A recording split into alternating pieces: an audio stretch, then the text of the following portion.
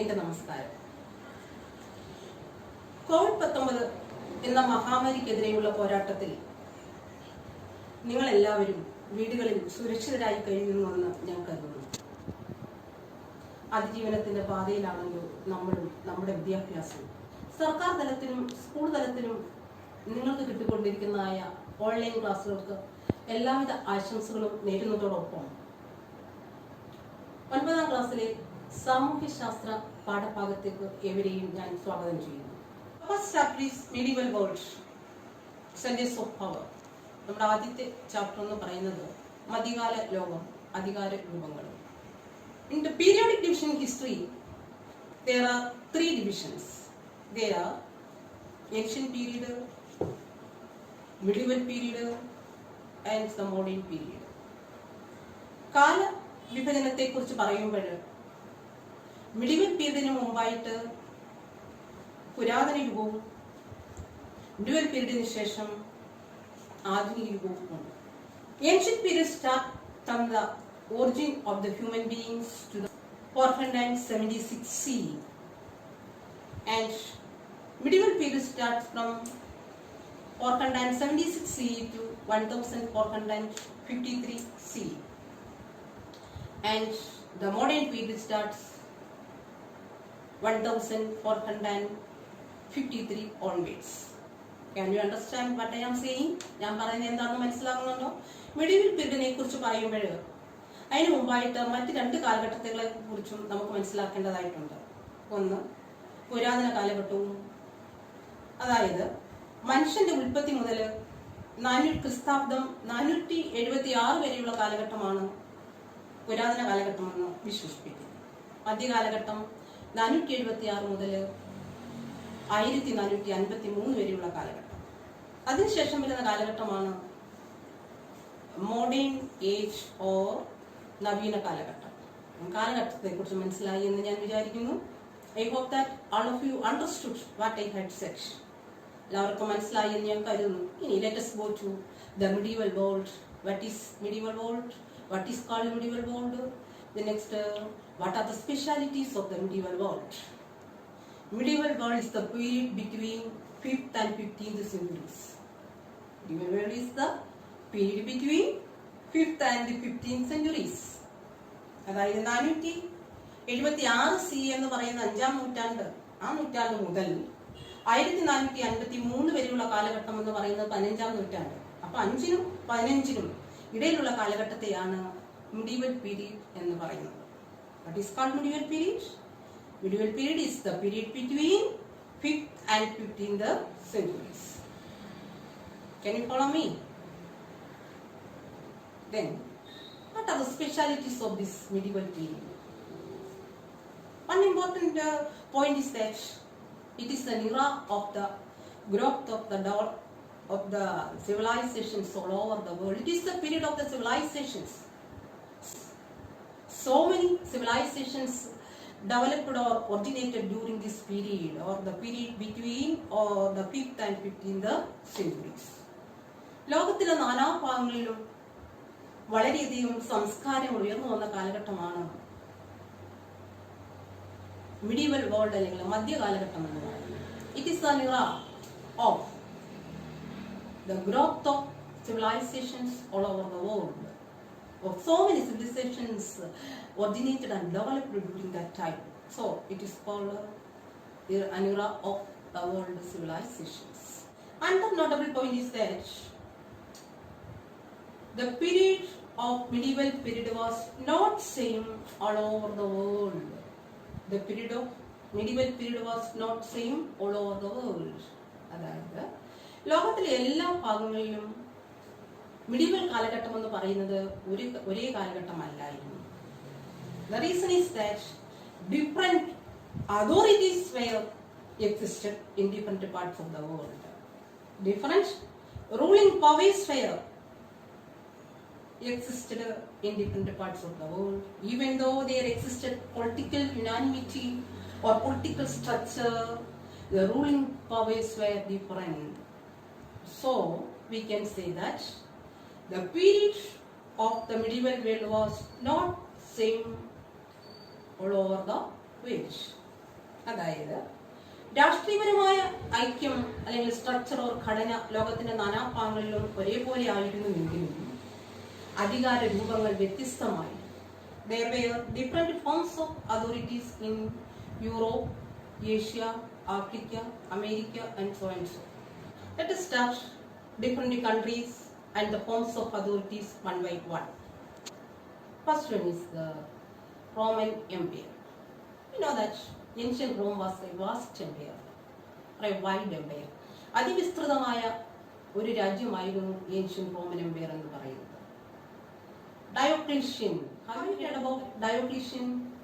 Diocletian was an efficient administrator or the ruler of Roman Empire. I had already said that Roman Empire was a vast country or a wide country. And for the administrative convenience, Diocletian divided his country into two parts. They are Eastern Roman Empire and Western Roman Empire. For the administrative convenience or the smooth functioning of the country, Diocletian, an efficient administrator of in Rome. So, Eastern Roman Empire is otherwise called Byzantium Empire.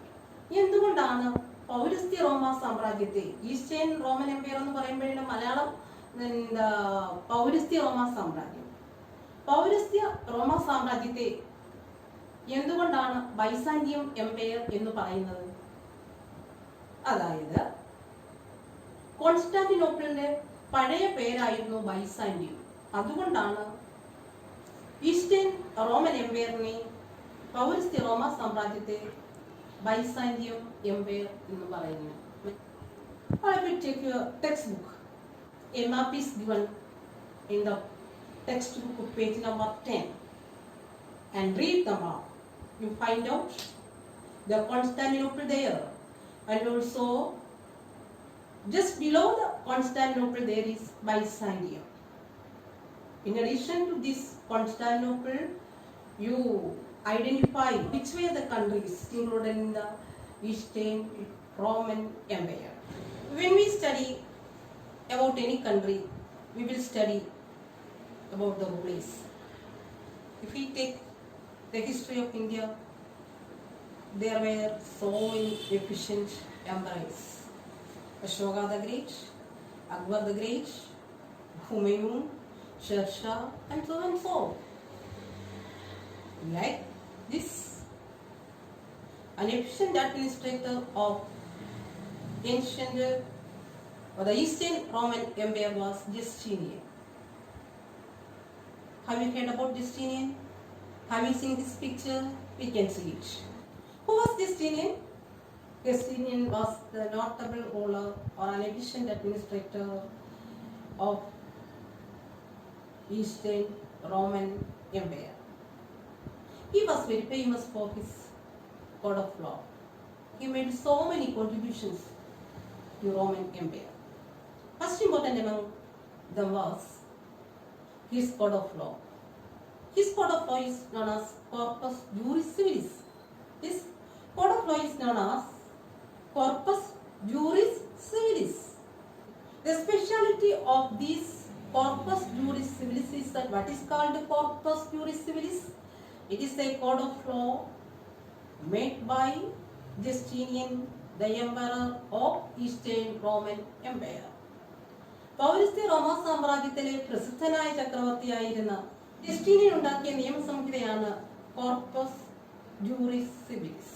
It is based on three principles. It is based on three principles: reasoning, justice, generosity. What are those principles? Reasoning, justice, generosity. Reasoning means yukti. Justice means needi. Generosity means audaryam. How did he prepare this code of law? By codifying all the laws that were prevalent in his country.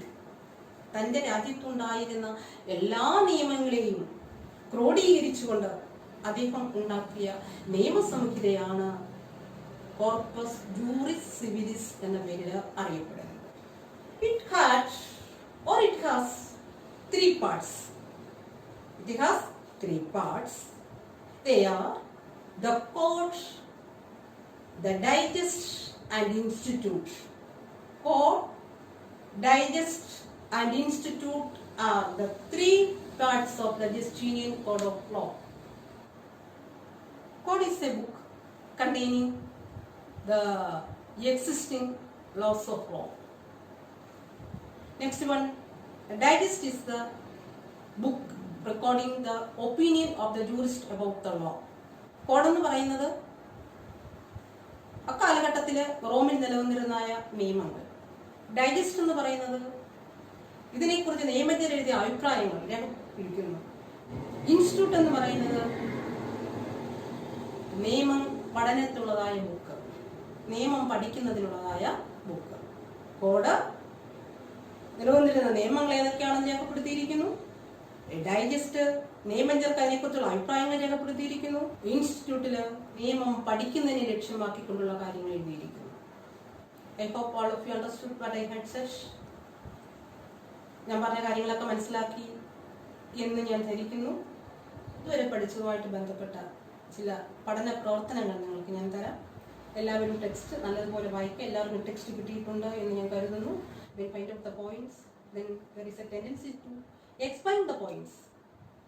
നിങ്ങൾ point കണ്ടുപിടിക്കുക, പോയിന്റിനെ explain ചെയ്യാനുള്ള ഒരു tendency നിങ്ങൾ ഉണ്ടാക്കുക. Then the study of history will become very easy. അപ്പോൾ ഹിസ്റ്ററിയുടെ പഠനം വളരെ ഈസി ആക്കി മാറ്റാനായിട്ട് നിങ്ങൾക്ക് സാധിക്കും. പോയിന്റ് ബൈ ഹാർട്ട് ചെയ്യുക, പോയിന്റ് ബൈസ് ആയിട്ട് വേണം ഹിസ്റ്ററി പഠിക്കുന്നത്. അടുത്ത ടോപ്പിക്കുമായിട്ട് ബന്ധപ്പെട്ട 3 ക്വസ്റ്റ്യൻസ് തരുന്നുണ്ട്, നിങ്ങളത് ചെയ്യണം.